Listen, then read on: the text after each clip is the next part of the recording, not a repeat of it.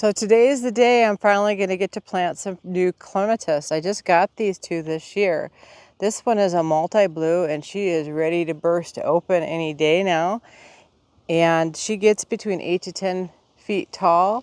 It is a type 2 clematis, good for zone 4, which is what I'm in, and I think down to zone 8. I'll look it up and put it on the screen. The other one I got is a white clematis, almost a lemony white color.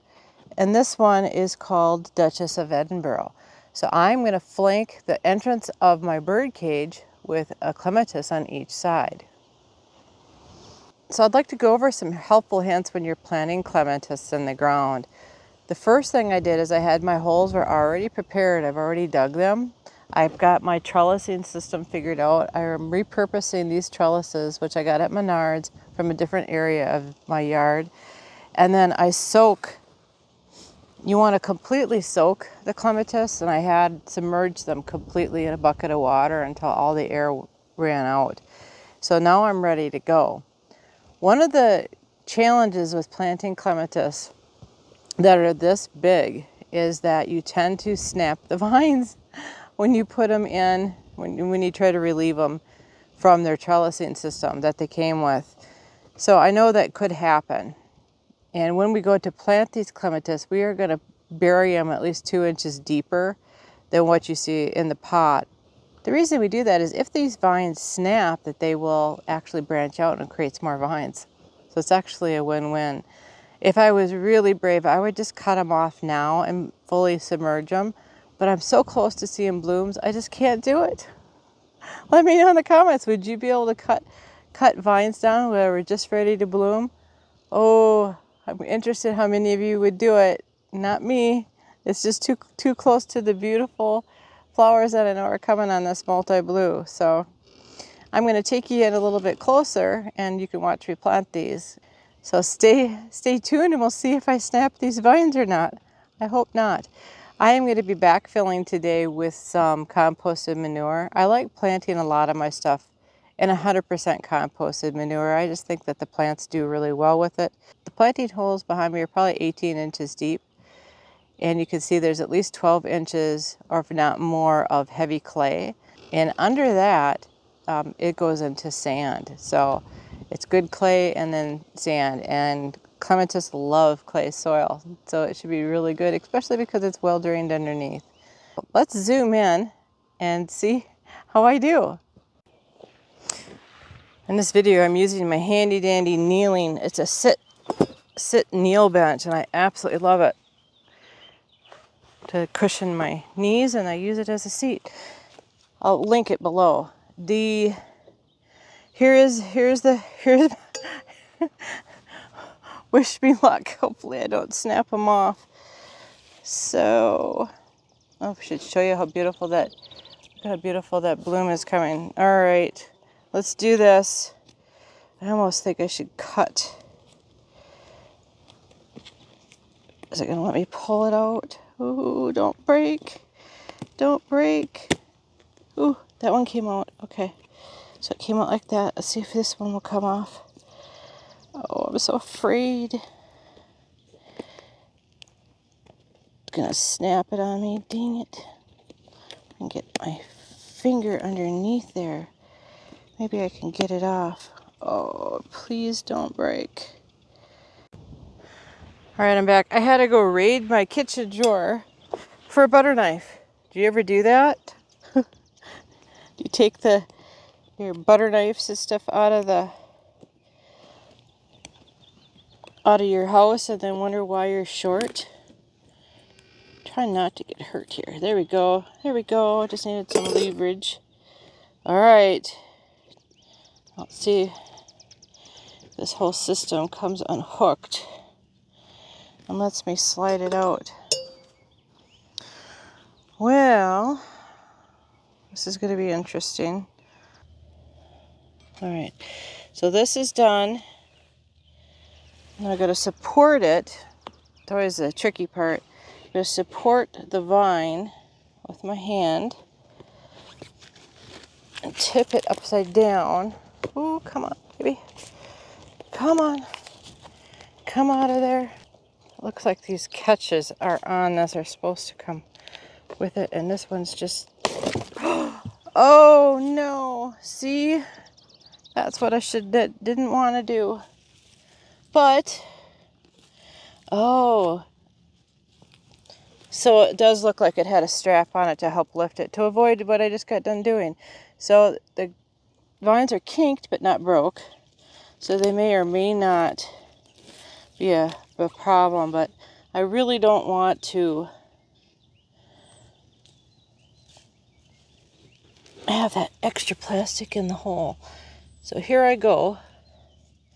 I'm gonna let that just sit there for now, and then I'm gonna lift this up and over. Then I'm gonna go and get some clips, my own clips, to see if I can get this to stay. Oh, can't believe I did that. So now what I have is I'm gonna mound the soil up over this, and then eventually I'll put some mulch over top of it. So this is plant number 1. I should have tried the other one first, but I didn't, so this is what I've got. And it's not broke yet, but everywhere down here where I've got these kinks, I'm going to make sure I have soil covering it. So here we go.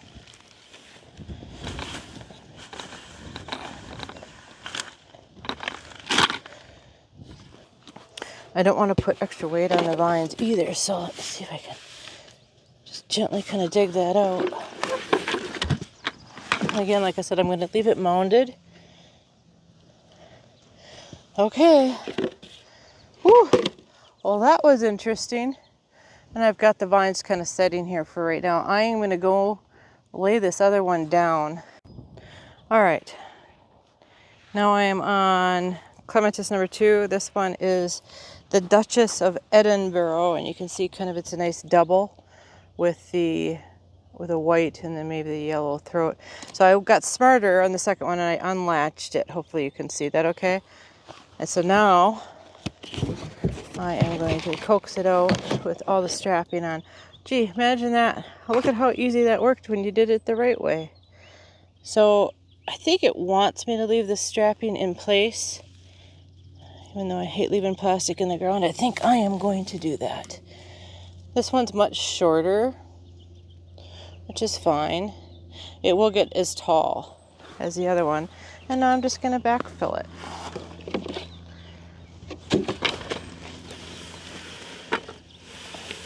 I'll have to go get some more composted manure. All right, I was able to get some more compost manure and put on there. So that is good. Like that. And now I got to get some strapping on this. So I got some little wires. So the next thing I'm going to do is I'm going to add some strapping in here. Bench in here a little bit closer.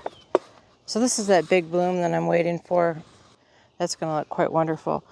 So I've got the trellis is a little bit loose, so I'm going to tie this trellis from the plant to the trellis that that I want it to grow on for support. We do have a storm coming in tomorrow. It's supposed to be 20, 30 mile an hour wind, so I want to have this somewhat contained. And this is really starting to grow down and around, so I am going to try to wrap. This is a flexible wire with some rubber coating on it, which is really nice. I use them for lots of different things. And I'm just going to wrap this around just to give it a little bit of support to go up. It will actually end up grabbing on to this trellis support system that I have. I'm just looking to see where this goes. It's like it's wrapped around and down, back again. Well, I'm going to just let it do its thing. So I probably could have unfurled this and brought it up, but I'm afraid to kink it any more than it already is. So once this blooms, then I will actually deadhead it, and I'll get more vines, and the vines will find their way and grow up. I just don't want to risk kinking it anymore, and for me, if I get at least the one bloom, if I get to see this pretty little girl, I'll be happy with that. And then it may kink off at the ground and I may not get anything else from that. So that's how I'm going to tie this one in. So now I'm going to tie in this last one here. I'm going to be a little bit making a shadow, but so this is what it is that I'm using. I got this from Big Box Store. Just a soft wire tie. It just works so good. I need this to be a little bit longer because I'm just going to anchor the trellis, and I simply just cut it with standard scissors. And you could reuse these ties over and over again for multiple things.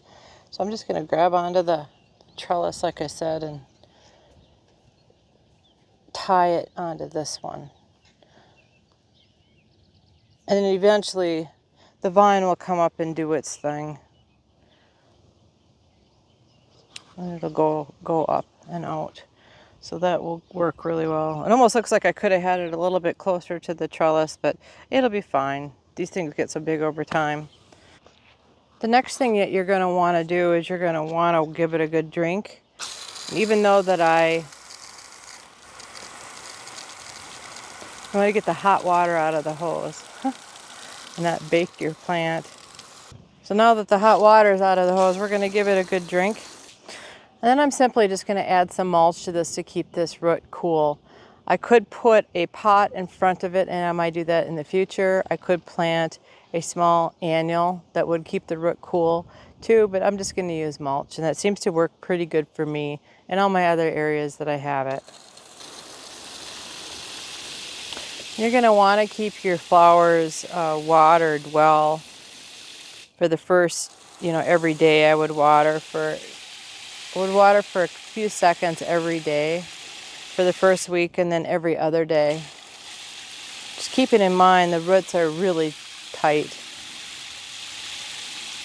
You don't want it to drown, but you have to keep it hydrated. Well, that was an adventure. Again, it's always an adventure. But I didn't snap the vines. They look a little bit kinked, but they're not snapped, and I think they're going to continue to produce just fine. And if they don't, I can always cut them, bury it deeper. And even if they're kinked, I think they will produce just fine. So if this video was helpful, or at least entertaining, give us a thumbs up so YouTube knows to share this content with others. Also consider subscribing so you don't miss any of our other great videos. If you like how-to videos, check this playlist next. Thanks for stopping by. Have a great day.